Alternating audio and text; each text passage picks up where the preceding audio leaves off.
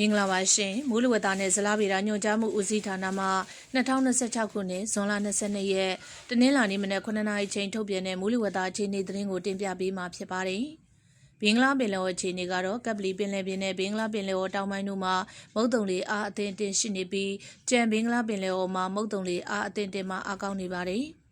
ကပလီပင်လယ်ပြင်တောင်ပိုင်းမှာတိမ်နှင်းငယ်မှာတိမ်အသင့်အတင်ဖြစ်ထွန်းနေပြီးကပလီပင်လယ်ပြင်မြောက်ပိုင်းနဲ့ဘင်္ဂလားပင်လယ်အော်တို့မှာတိမ်အသင့်အတင်မှတိမ်ထူထပ်နေပါတယ်။ဒီကနေ့ညနေထိခက်မဲ့ချက်ကတော့စကိုင်းတိုင်းဒေသကြီးအောက်ပိုင်းမှာနေရာကွက်ကြားမန္တလေးတိုင်းဒေသကြီးမကွေးတိုင်းဒေသကြီးကယားပြည်နယ်နဲ့ရှမ်းပြည်နယ်မြောက်ပိုင်းတို့မှာနေရာကျဲကျဲ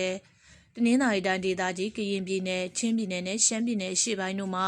နေရာစစ်စိမ့်နဲ့ကြံတိုင်းဒေသကြီးနဲ့ပြည်နယ်တို့မှာနေရာအနှံ့အပြားမိုးထစ်ချုံရွာပြီးစကိုင်းတိုင်းဒေသကြီးထက်ပိုင်းကချင်ပြည်နယ်နဲ့ရခိုင်ပြည်နယ်တို့မှာနေရာကွက်၍မိုးကြီးနိုင်ပါတယ်။ရွာရင်ရာနှုန်းဖြစ်ပါတယ်။မိုးတိမ်တောင်ဖြစ်ပေါ်မှုအခြေအနေကတော့စကိုင်းတိုင်းဒေသကြီးအထက်ပိုင်းကချင်ပြည်နယ်နဲ့ရခိုင်ပြည်နယ်တို့မှာမိုးတိမ်တောင်များဖြစ်ထွန်းလျက်ရှိပြီးအဆိုပါမိုးတိမ်တောင်များရွေ့လျားရာနေရာတစ်လျှောက်မှာမိုးရွာသွန်းခြင်းနဲ့အတူလေပြင်းတိုက်ခတ်ခြင်းမိုးထစ်ချုံခြင်းမိုးကြိုးပစ်ခြင်းလျှက်စီးလက်ခြင်းနဲ့မိုးသီးကြွေခြင်းစတဲ့မိုးလေဝသဖြစ်စဉ်များဖြစ်ပေါ်နိုင်မှာသဖြင့်ကြိုတင်သတိပြုနိုင်မှာရန်အကြံပြုအပ်ပါတယ်